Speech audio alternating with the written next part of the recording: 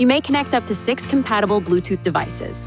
The connecting procedure varies according to each cellular phone model. To check the compatibility of your device, please visit this website. To connect a phone to the Bluetooth system, the vehicle must be stationary.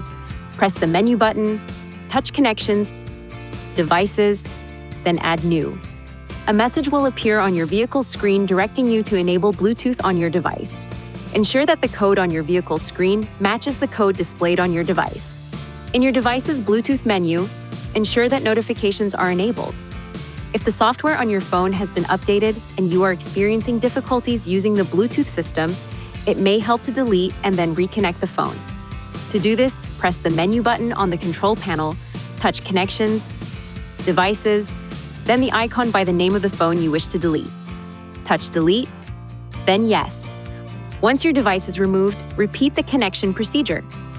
From the connection screen, you can touch to switch to a different Bluetooth device. Please see your Nissan Connect owner's manual for important safety information, system limitations, and additional operating and feature information.